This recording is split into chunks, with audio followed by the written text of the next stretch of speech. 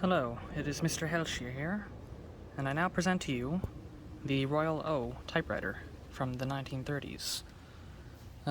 So basically, it's a Saturday, and I figured that since the weather was so nice on this wonderful fall, I would record another series of typing videos.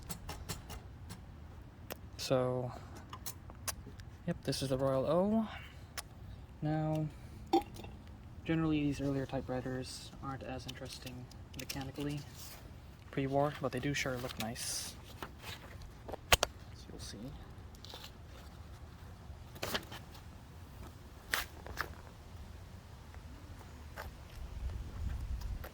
It's a lot glossier on the top, at least. When I originally received this out of the box, well, the shipping box. But of course, as you use it more and actually touch the top, then your finger oils get all over it. So,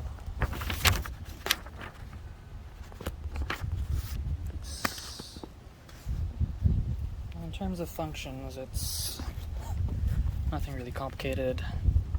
Your margins are all over here. Just press and move them back and forth. That's the paper bale. This is the paper release, which gets lifted. Paper bale lifts the paper bale so that when you're done with it, these paper rollers won't get flattened after use. Now, I do have a decent Royal O. At least the keys are nice and white, but the paper roller is terrible. Or the feed roller is terrible on that machine, and the line finder over here, basically press this in. That allows you to feed more smoothly. On that Royal O, if you press this in, it gets stuck until you type for a bit, and it shakes its way out. Now, what was I going to cover? That's the Carriage release over here. Also on the Royal O, the top. It looked nicer in the eBay listing, but in reality, it had gone all matte because some previous owner, if not the seller, had wiped it down, potentially with Lysol or similar. Definitely shouldn't do that to a typewriter if it's been all nice and glossed up with wax or whatnot. Anyways, feeding paper is fairly easy.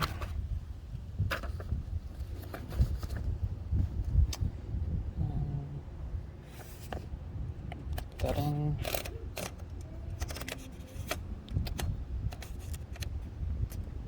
Okay.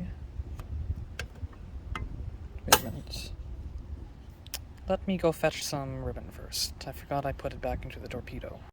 So I was going to show the process of putting the ribbon back in, but fortunately, for some reason, the video stopped midway, and I'm not really willing to soil my fingers again to redo it.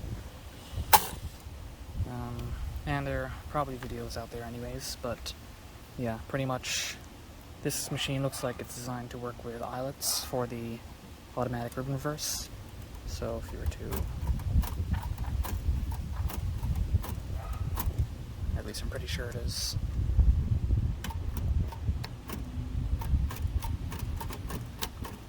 Yep. So basically, if this is the driving spool and this is the driven spool, if the eyelet comes here and pulls it this way, so right now it's moving this way, then the automatic ribbon reverse will be engaged and will start turning that way.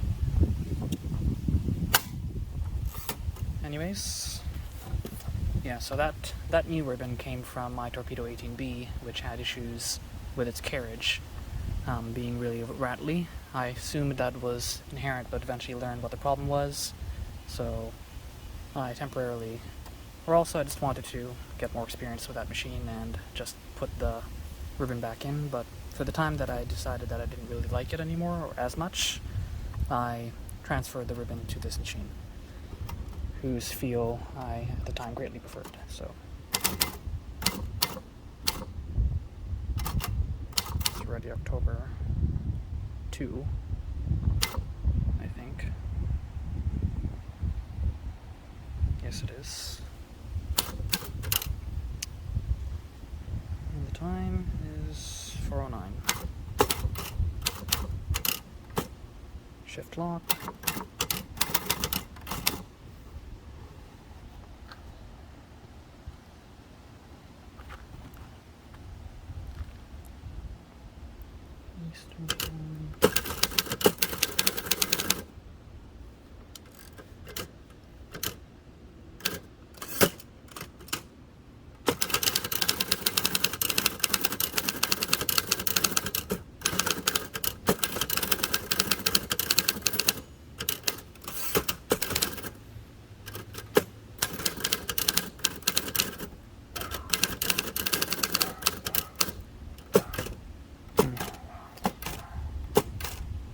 Remember capturing this.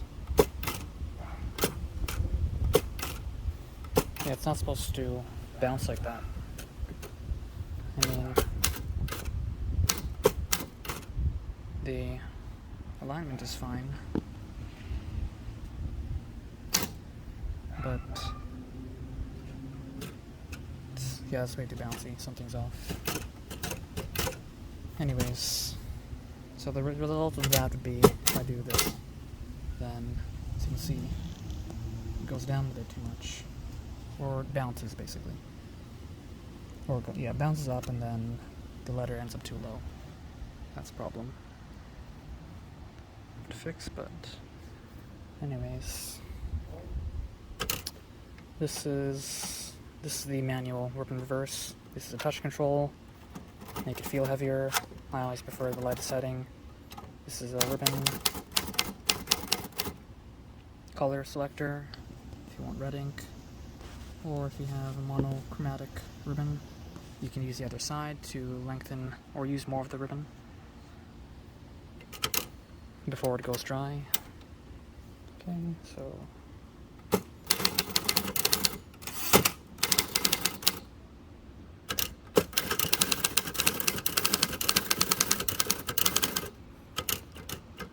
this is one of those machines where the carriage advances on the key release instead of on the press. And as I've found, that typically is more susceptible to issues with horizontal alignment when you're typing fast.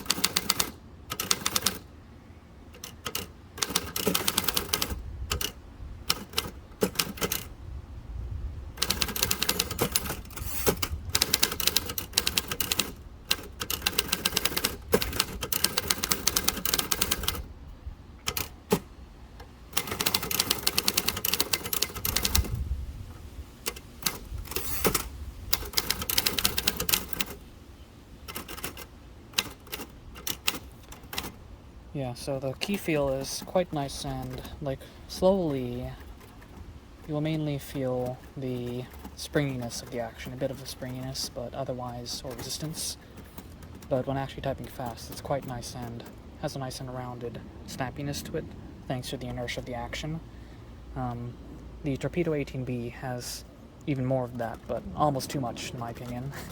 So while a lot of people prefer and love their Torpedoes, I'm not as much of a fan, but hopefully at least my fixing the Carriage will improve my impression of it. But yep, so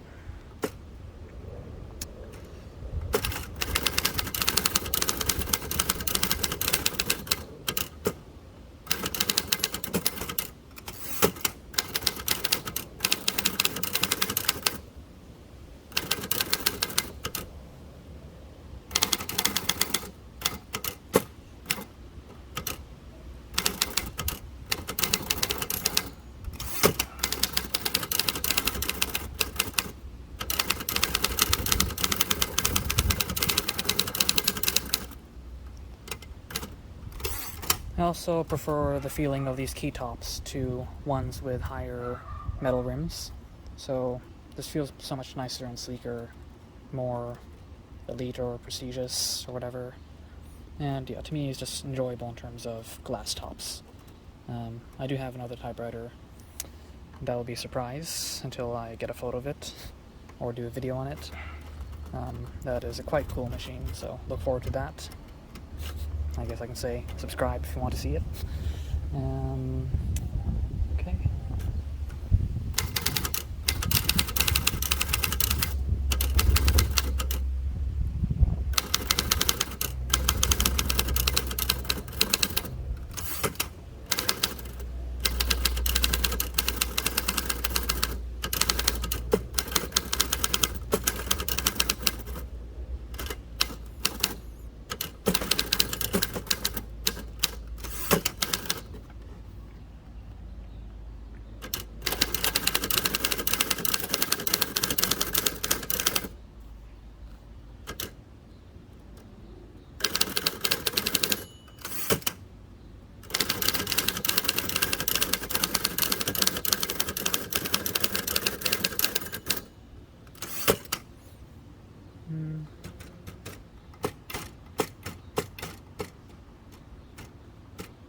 I really don't remember if I've seen this carriage bounce before, but anyways.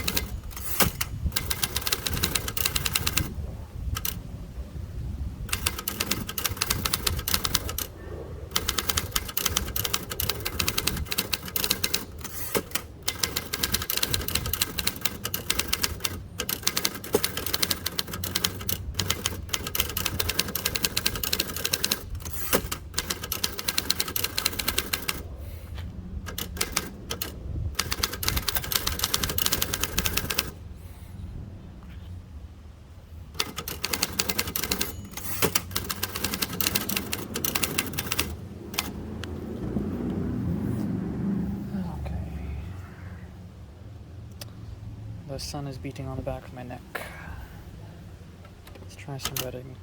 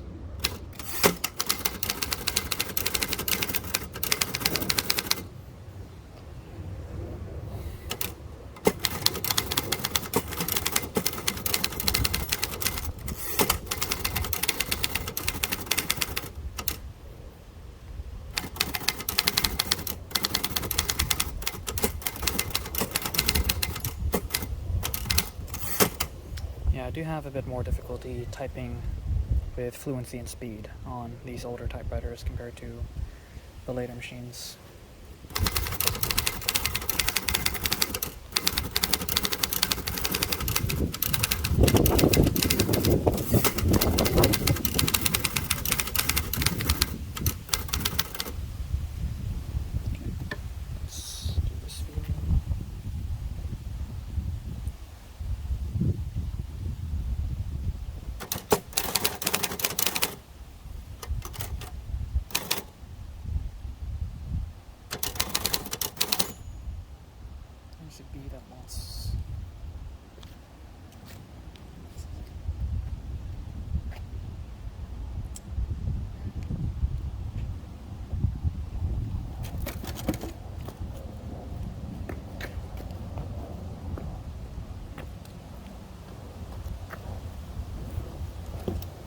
I had to cut out an instance of a bee deciding to hang out around me.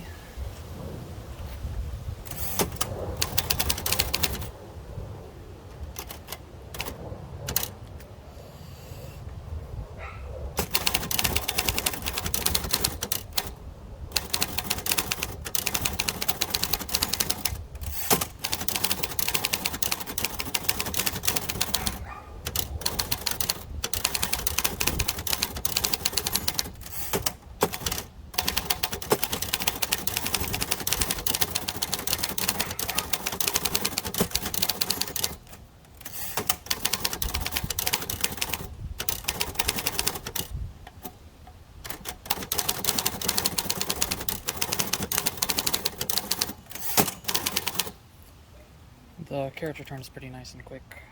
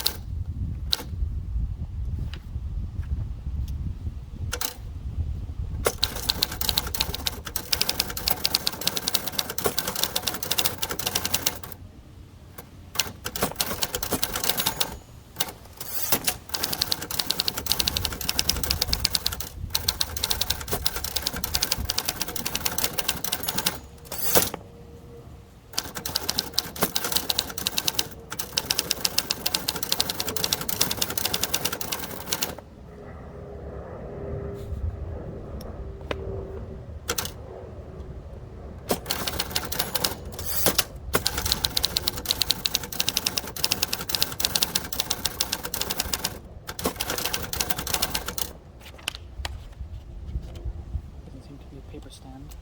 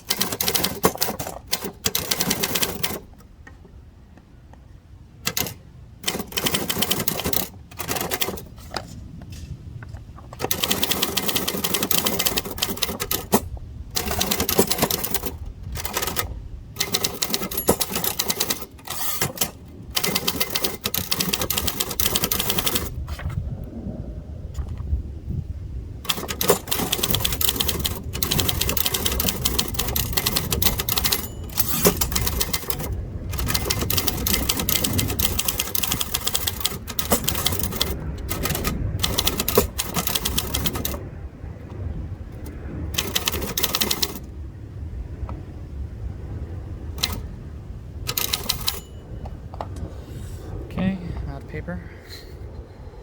So that's it for the Royal. Oh,